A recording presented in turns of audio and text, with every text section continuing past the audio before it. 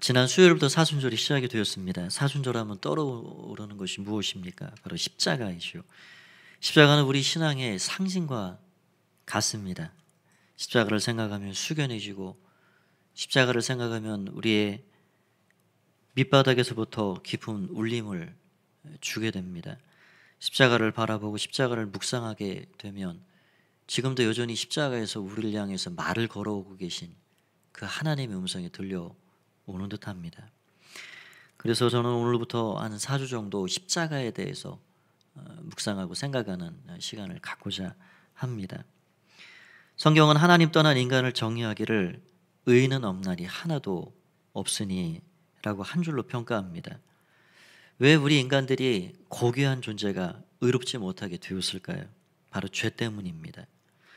로마서 5장 12절 말씀에 의하면 이 죄는 한 사람의 불순종으로 시작되었고 유전을 따라 모든 사람에게 들어왔고 그 결과는 사망이라 이야기합니다.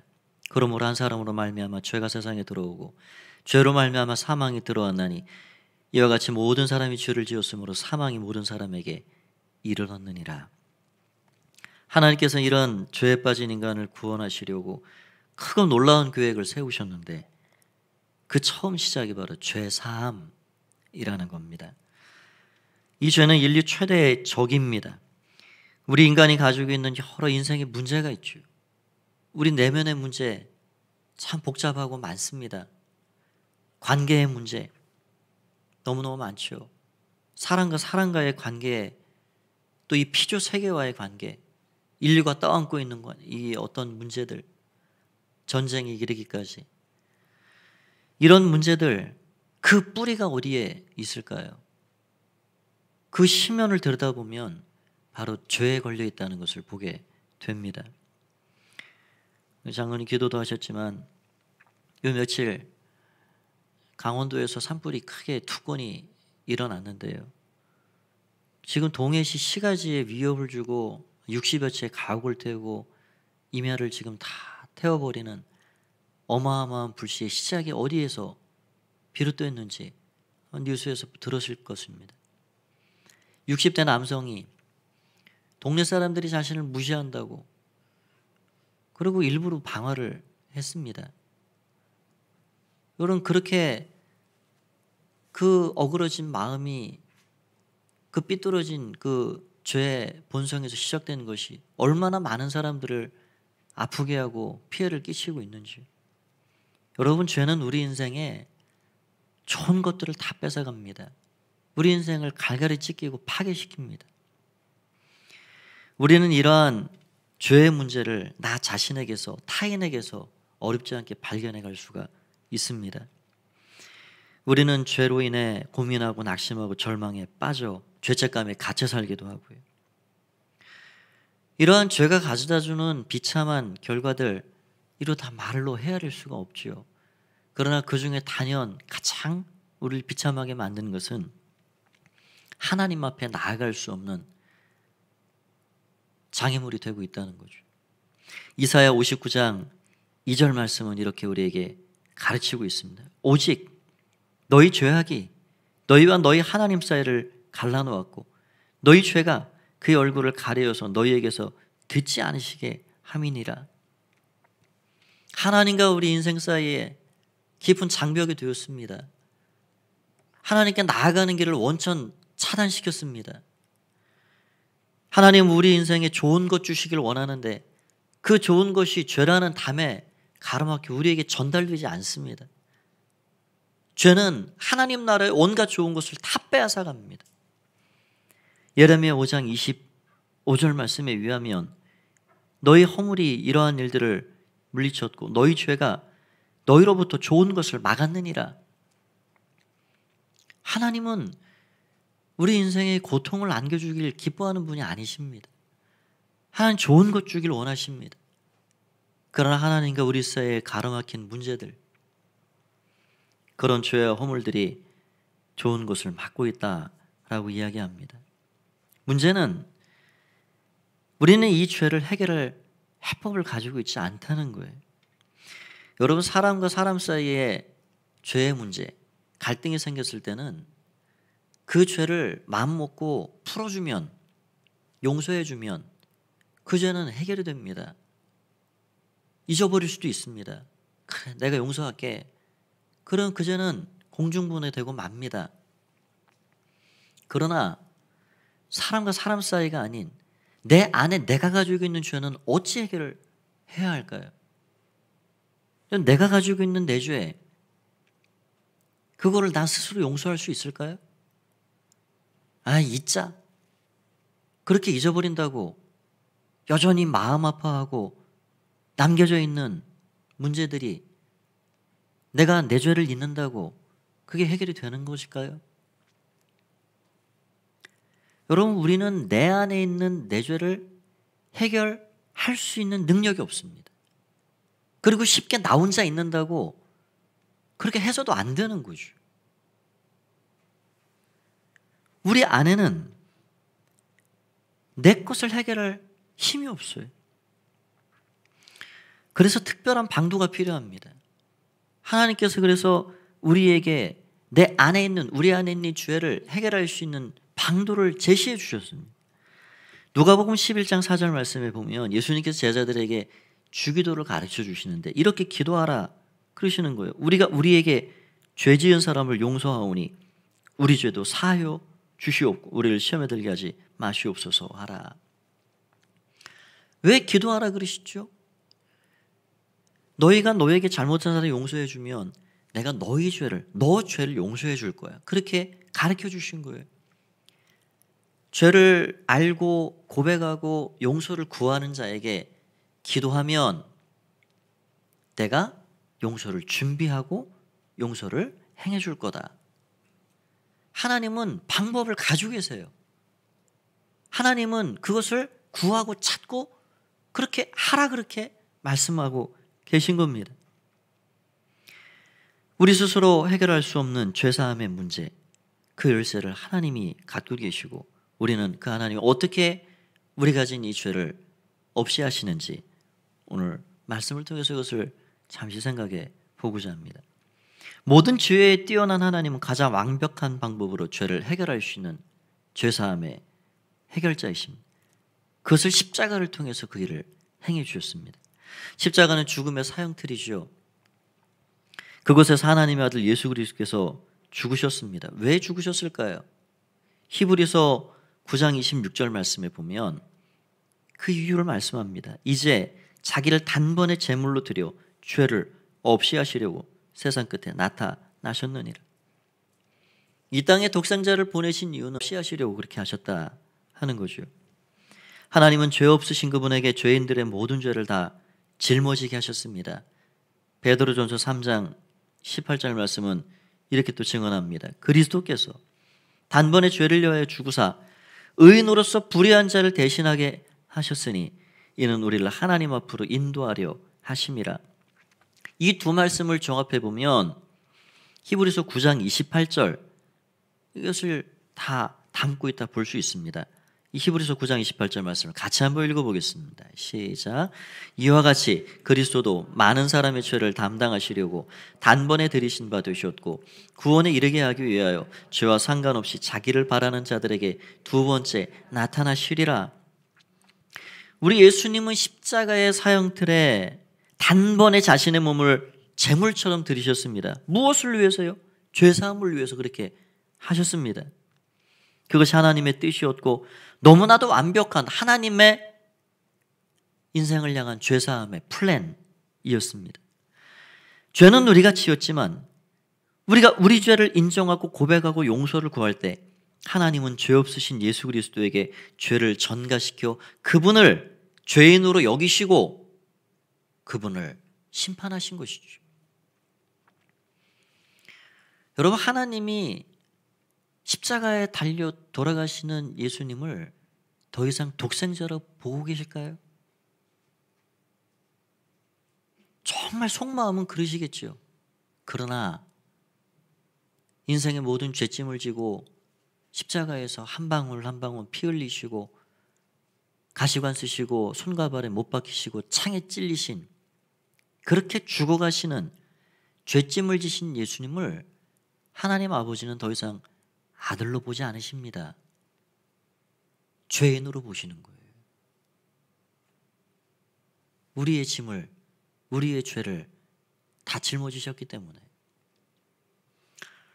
레위기 1장에 보면 여러 장에 걸쳐서 죄 가진 사람들이 어떻게 하면 죄를 사함받을 수 있는지 여러 번제, 속죄제, 속건제 이런 제사의 규례들을 이야기를 해주고 있습니다. 그 1장에 보면 6단계에 걸쳐서 번제를 어떻게 드리는지, 번제는 태워드리는 것, 화제입니다. 어떻게 죄가 속해지는지 그거를 이야기해 주고 있어요. 먼저 예배자가 자기의 죄를 인식합니다. 내가 이 죄를 해결해야 되는데 하나님 이렇게 해결하라 하셨지. 흠없는 어린 양을 가지고 옵니다. 회막으로. 그 양을 데리고 와서 두 번째 무엇을 합니까? 그 손을 그 머리에 얹고 기도하는 거예요. 안수하는 거예요. 야, 미안하다. 이제 내가 진 거 너 거다, 너 거. 그리고 죄를 전가시킵니다. 죄를 옹팡 그 어린 양에게 뒤집어 씌우는 거예요. 옮겨지는 거예요. 하나님 그렇게 여겨주십니다. 그렇게 인간이 그렇게 기도하지만 형식이죠. 그 마음이 진짜 어떤지는 알 수 없죠. 그러나 하나님 그렇게 여겨주시는 거예요. 그래, 너 죄가 이 양에게 전가됐다. 그렇게 하나님 받으시는 거예요. 기도를 마친 다음에 그 양을 누가 잡습니까? 그 예배자가 잡는 거예요. 물론 능숙한 제사장들의 도움을 받습니다. 그러나 직접 잡는 거예요. 여러분, 짐승 한 마리 잡는 게 쉬운 일이 아니죠. 피가 튀고요. 그거 어렵습니다. 그러나 그 끔찍한 일을 직접 하는 거예요. 그렇게 목숨을 끊고 가죽을 벗깁니다. 뼈 마디마디 해서 각을 뜹니다. 그리고 제사장에게 갖다 주면 마지막 6번째 제사장이 그 각든 고기를 제단에 올려놓고 거기에서 기름을 태워서 그것을 다 불살라 버리는 거예요. 여러분, 이것을 하나님이 죄 사함의 방식과 규례로 주셨는데 이 1장 9절 말씀에 보면 그 제사 드리는 과정과 그렇게 불타 살라지는 그것을 하나님이 향기로운 제물이다. 그렇게 말씀하세요. 1장 9절 말씀이 그래 되어 있습니다. 제사장은 그 전부를 제단 위에 불살라 번제로 드릴지니 이는 화제라 여호와께 향기로운 냄새니라. 아니, 하나님 이상도 하시다. 아니, 어떻게 죄 없는 무고한 짐승 죽는 것을 그렇게 보시고 향기롭다. 그 불타 가죽 벗겨지고 각 떠가지고 그렇게 불타 올려지는 것을 보시고 그 흠향하신다. 향기로운 제물이다. 그래 말씀하실까? 하나님 참 끔찍도 하시네. 여러분, 여기에 비밀이 숨겨 있는 거예요. 예배자가 죄를 가진 그 예배자가 안수하기 직전까지는 그 짐승은 가축입니다. 여전히 한 생명을 가진 동물이에요. 그러나 내 죄를 그 머리에 손 얹고 기도해서 전가한 이후에는 그 짐승은 그냥 죄 자체가 되는 겁니다. 죄덩어리. 그 죄덩어리가 목숨이 끊어져 죽어버리고 그 죄덩어리가 가죽에 벗겨지고 숨겨져 있는 깊은 죄까지 내장까지 전부 꺼내서 바깥에 버려버리고 불태워버리고 다 마디마디 각이 떠져가지고 제단에 올려져 불과 함께 재가 되어 하늘로 사라져버리는 그 인생이 해결할 수 없는 그 죄의 문제가 그 어린 양, 흠없는 양, 무고한 양이 대신해서 죽고 가죽 벗겨지고 각이 떠지고 불살라 없어져 버리는 그것을 바라보실 때, 그래, 짐승 한 마리 죽는 건 나도 마음 아파. 그러나 내 백성이 죄 때문에 내 앞에 나오지 못해 괴로워하고 아파하고 죄로 인해서 결박에 묶여 살아가는 그 죄를 내가 해결받는 것이 내 마음이 기쁘단다. 하나님 마음이 그러신 거예요. 그래서 향기로운 제물입니다.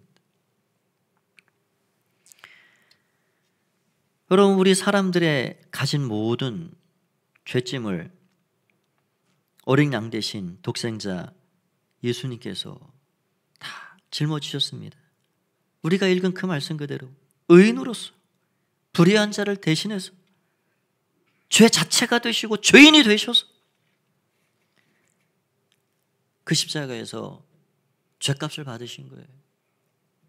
하나님은 독생자를 잃는 슬픔이 크시지만 죄를 해결하지 못해 끙끙거리고 죄의 결박에 묶여 사는 사망에 처한 인간들이 그 죄에서 노임받아 하나님 앞에 나올 것을 더 기뻐하셨기 때문에 독생자를 기꺼이 내어줄 수 있었던 것입니다.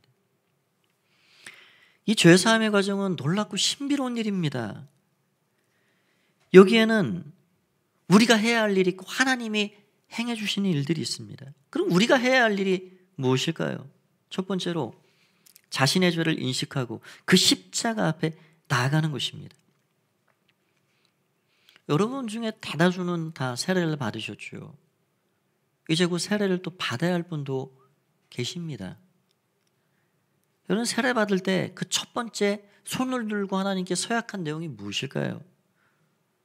여러분은 하나님 앞에 죄인인 줄 알며 그 진노를 면치 못할 줄 알고 오직 그의 크신 자비하심에서 구원 얻을 것 외에 소망이 없는 줄을 믿습니까? 예, 믿습니다. 그렇게 다 고백하고 머리를 숙여 주님, 저는 죄인입니다. 제 안에 제가 해결할 수 없는 이 죄의 문제 어찌할 길 없기에 제가 제 안을 보면 소망이 보이지 않기 때문에 그래서 주님의 십자가 앞으로 나아갑니다. 그래서 세례를 받은 거예요. 오늘 본문의 말씀은 이 깊은 세례와 의미가 연관되어 있습니다. 16세기 종교개혁가 마틴 루터는 진짜 어떤 한 사람이 믿음을 가지고 있는지 말았는지, 진짜 구원을 받았는지 못 받았는지 그것을 어떻게 증명해 낼 수 있습니까? 멜라누틴이라는 그런 동역자와 함께 종교개혁가와 함께 대화하는 중에 그런 이야기를 했습니다. 그들의 영혼이 진정 구원을 얻었는지를 알기 위해서 그들이 영적 절망과 하나님으로 인한 거듭남과 죽음, 지옥을 경험했는가를 물어보아야 한다.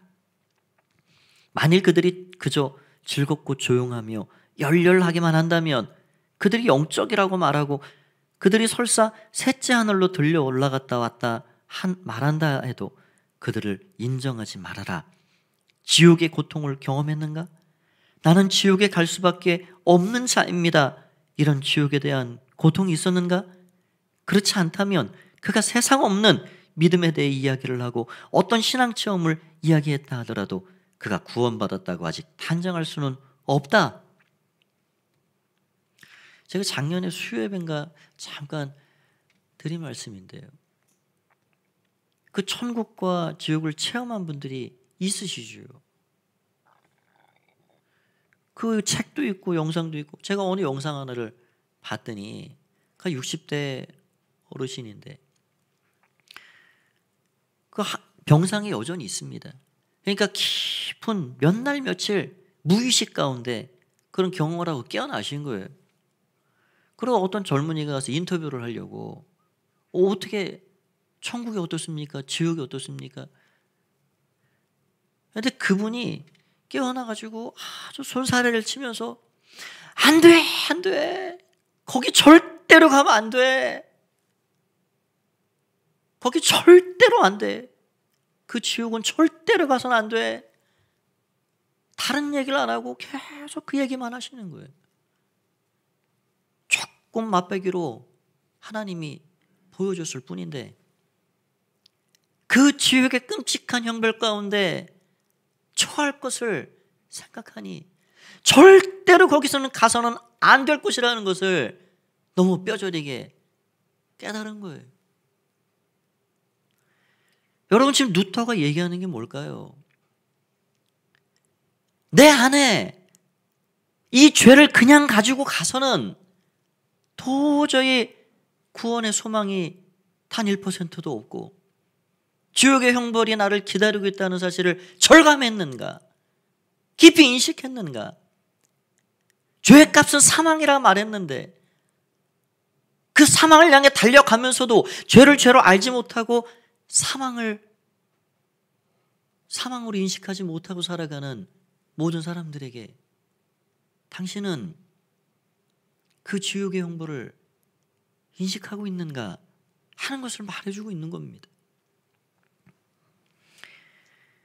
여러분, 우리 안에는 이런 죄 인식이 필요합니다. 죄의 결과는 심판이고 사망이라는 사실을 인정하는 것이 필요한 거죠. 어느 날 이사야 선지자가 자신의 민족을 위해 기도하러 성전에 올라갔습니다. 그런데 하나님은 천사를 통해서 그 뜨겁게 달궈진 불 화절을 그 입술에가 지져버리는 거예요. 이사야가 고백합니다. 화로다. 나여 망하게 되었도다. 내가 이 입술이 부정한 백성들 가운데 이 죄를 가지고 어찌 구원의 길에 이를 수 있을까? 나라를 위해 기도하러 성전을 찾았는데 문제는 지금 나라 위해 기도하기 이전에 내가 문제구나. 누구 다른 사람 문제가 아니라 내가 문제구나. 하나님, 이 죄를 어찌해야 하겠습니까? 여러분, 저와 여러분 안에는 이 인식이 필요한 것입니다. 그래서 십자가가 필요한 거예요. 죄사함의 소망이 거기 있기 때문에. 하나님은 우리가 그렇게 연약함을 인식하고 죄를 인식하고 십자가 앞에 나아갈 때 어떤 일을 행해 주실까요? 오늘 본문 로마서 6장 6절에서 7절을 읽어보면 이렇게 되어 있습니다. 우리가 알거니와 우리의 옛사람이 예수와 함께 십자가에 못 박힌 것은 죄의 몸이 죽어 다시는 우리가 죄에게 종노릇하지 아니하려 함이니 이는 죽은 자가 죄에서 벗어나 의롭다 하심을 얻었음이니라.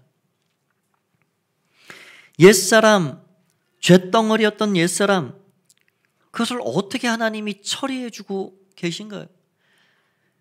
여러분, 너 죄 묻었으니까 좀 툭툭 털고 몸 좀 씻고 와라. 그러면 내가 새 옷 입혀줄게.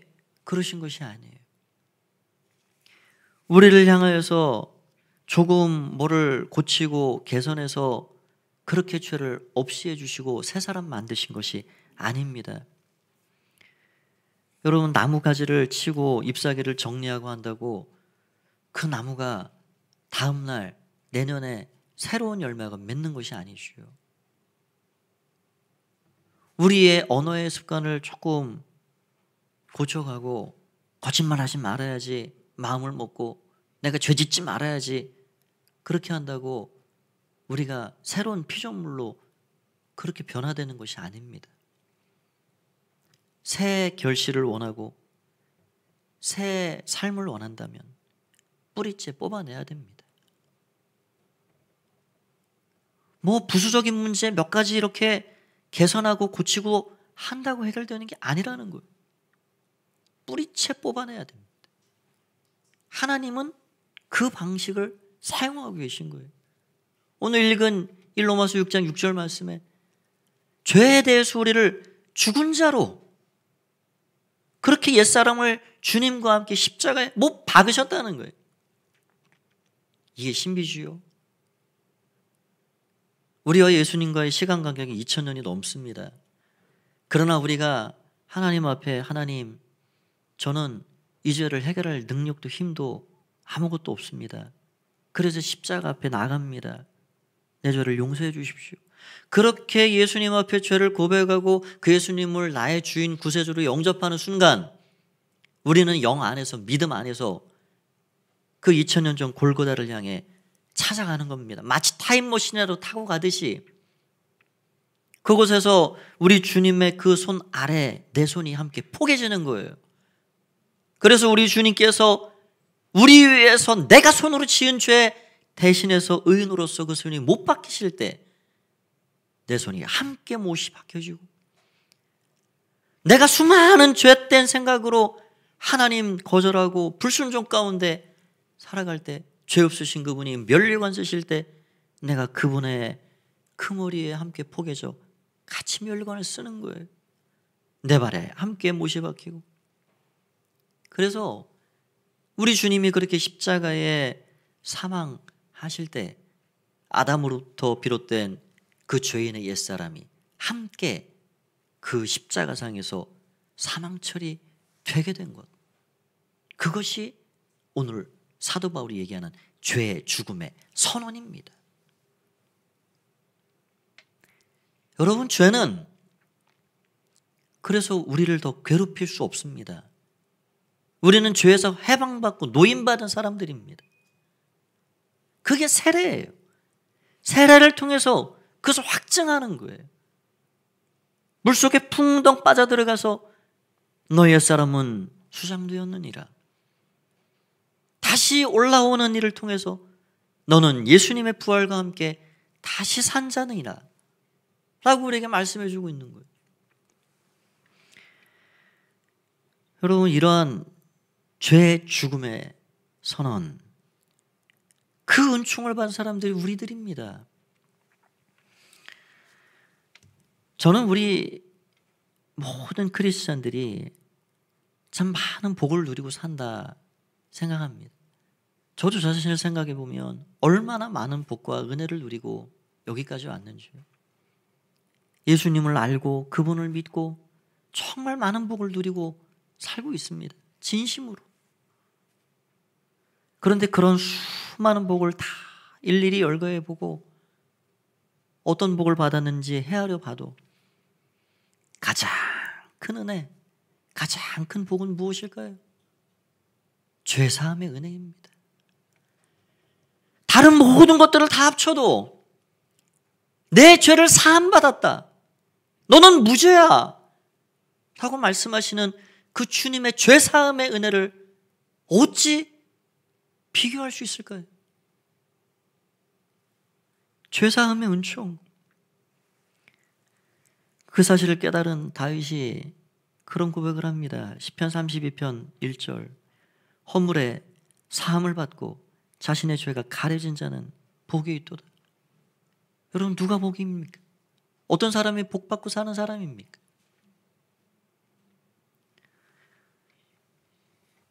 죄를 용서받고 죄의 가림을 받고 죄 사함을 받은 사람, 그가 가장 큰 복을 받은 은총 입은 사람임을 믿습니다. 그렇다면 우리가 해야 할 일이 또 한 가지가 있어요. 마지막 두 번째로 그 죄 사함을 믿음으로 받아들이는 것입니다. 본문 6장 10절 11절을 같이 한번 읽어보겠습니다. 10절입니다. 시작. 그가 죽으심은 죄에 대하여 단번에 죽으심이요 그가 살아계심은 하나님께 대하여 살아계심이니 이와 같이 너희도 너희 자신을 죄에 대하여는 죽은 자요 그리스도 예수 안에서 하나님께 대하여는 살아있는 자로 여길지어다. 여기라는 거예요. 죄에 대해서 죽은 자로 여기고 예수님 안에서 하나님께 대해 산 자로 여기라는 거예요. 여길지어다, 여길지어다. 여기라 하는 헬라어가 로기조마이라는 말인데, 이 말은 헤아리다, 계산하다, 이유를 밝히다, 숙고하다 이런 뜻입니다. 내 옛사람이 가진 그 죄가 어떻게 해결받았는지 예수님께서 죄인 되어서 사망 처리시켜주신 그 일을 헤아려봐라, 계산해봐라, 심사숙고해봐라. 내 죄가 예수님과 함께 다 처리되었다. 우리는 간혹 재판석상에서 판사로부터 당신은 무죄입니다 라는 판결이 내려졌을 때 환호성을 지르고 서로 부둥켜 안고 얼싸안고 눈물을 흘리는 그런 장면을 보게 됩니다. 여러분, 오해가 풀려도 얼마나 좋아요.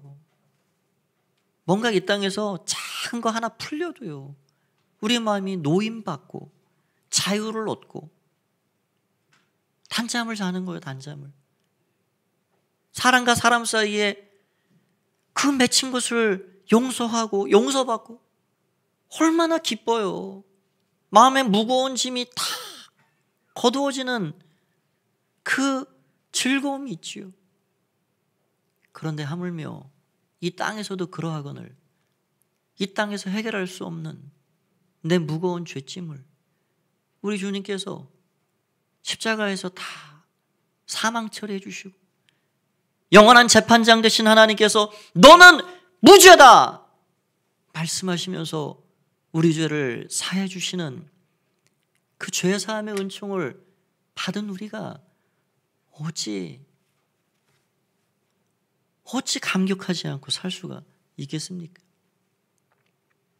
가장 큰 은혜를 받은 하나님의 사람들, 바로 믿음의 백성들, 우리 모두가 그러한 자임을 믿습니다.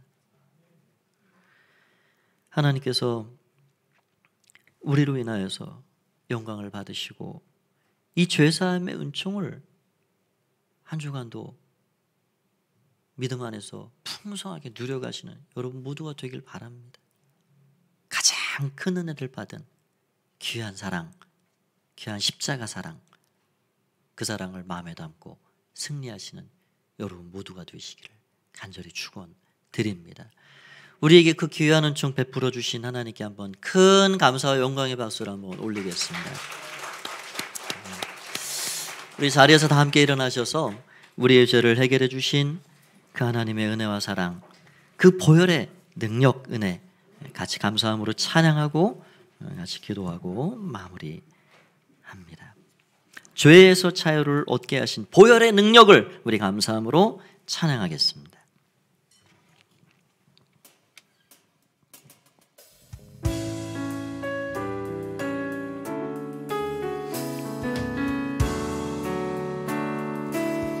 우리를 자유케 하신 하나님, 죄에서 자유를 얻게 함은 보혈의 능력, 주의 보혈, 시험을 이기고 승리하니 참 놀라운 능력이로 주의 보혈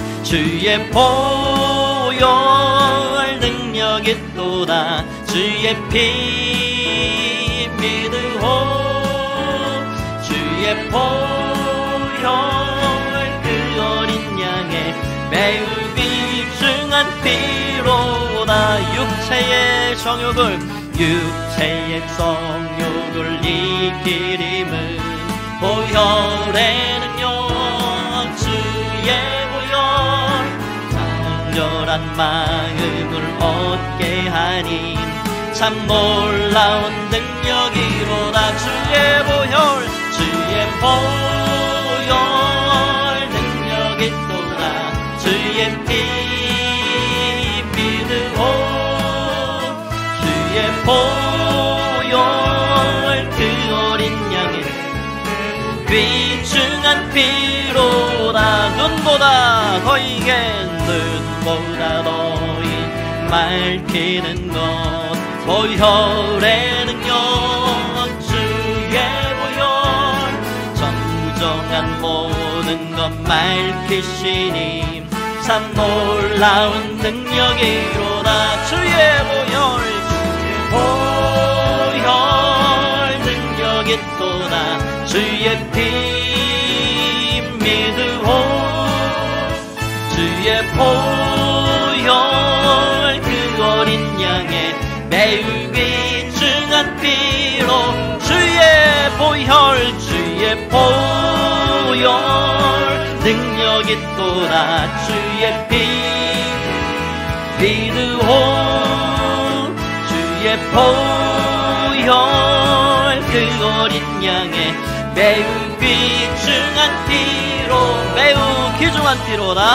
매우 귀중한 피로, 매우 귀중한 피로다. 샘물과 같은 보혈은 주님의 피로다. 보혈의 죄를 씻어 성하게 되게. 우리 다시 한번 고백합니다. 샘물과 같은 보혈은 주님의 피로다. 보혈의 죄를 씻으면 정하게 되겠네. 아멘 아멘. 정하게 되겠네. 정하게 되겠네. 보혈의 죄를 씻으면 정하게 되겠네. 우리 마지막으로 5절로 찬양합니다. 이후에 천국 올라가 더 좋은 노래로 날 구속하시는 은혜를 늘 찬송하게. 늘 찬송하겠네. 늘 찬송하겠네. 늘 찬송하겠네.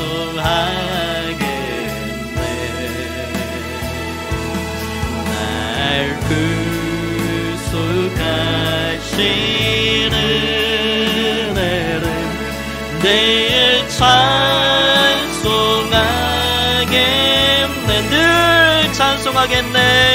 늘 찬송하겠네.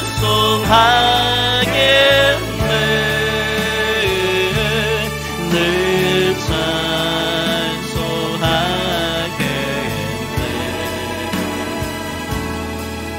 날 구속하시는 은혜를 늘 찬송하겠네.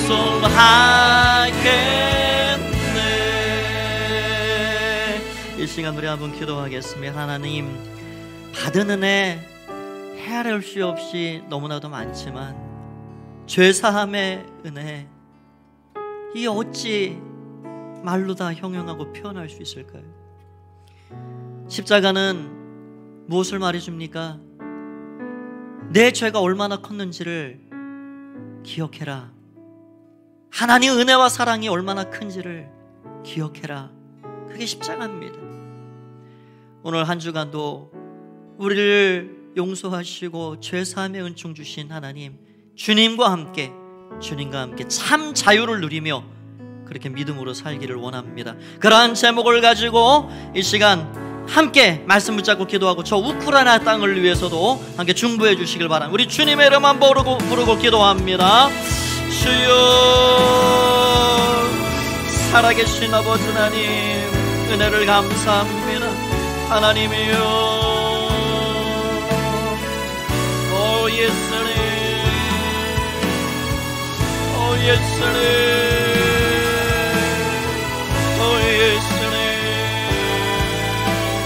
오 예수님. 근자하게 소리를 건져주신 주님을 찬양합니다. 죄사함의 은혜 주신 하나님 감사합니다. 내 죄를 사해 주신 은혜, 너는 무죄다 말씀하시는 아버지 하나님, 오늘 주님의 그 크신 은혜와 사랑을 통하여 사랑합니다. 하나님 감사합니다. 하나님 감사합니다. 하나님 감사합니다. 하나님 감사합니다. 하나님 감사합니다. 하나님 감사합니다. 할렐루야, 할렐루야, 할렐루야. 아버지, 주의 은혜로 저장하시 이끌어 주시옵소서. 저 우크라이나 땅을 기억해 주시고 하나님 치유하여 주시고 회복하여 주시고 하나님 뜻을 이루어 주시옵소서. 아버지 감사합니다. 아버지 감사합니다. 아버지 감사합니다. 오늘 함께 하신 주님을 찬양합니다. 예수님의 이름으로 기도하옵나이다. 아멘.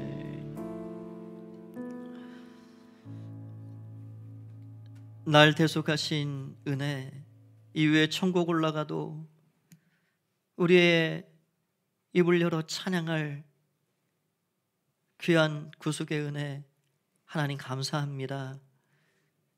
죄사함 받은 이 귀한 은총 입은 우리 모두가 참 자유를 누리고 하나님 주신 은혜를 기억하면서 세상을 새롭게 하고 영혼들을 진리의 길로 이끌으며 선한 영향을 끼칠 수 있는 믿음의 자녀들로 빛과 소금 되게 한 주간도 살게 하여 주시옵소서. 감사와 영광을 주 앞에 올려드릴 때 예수님의 이름으로 기도하옵나이다. 아멘. 이제는 주 예수 그리스도의 은혜와 하나님 아버지의 사랑하심과 성령의 교통하심의 은혜가 십자가를 통해 우리 모든 죄를 사해 주신 예수님 은혜에 감사함으로 예배하며 돌아가는 가포의 모든 가족들 삶과 가정과 한 주간의 모든 직장과 사업장 모든 손으로 하는 일 가운데 영원히 함께 하옵시기만을 간절히 축원하옵나이다. 아멘.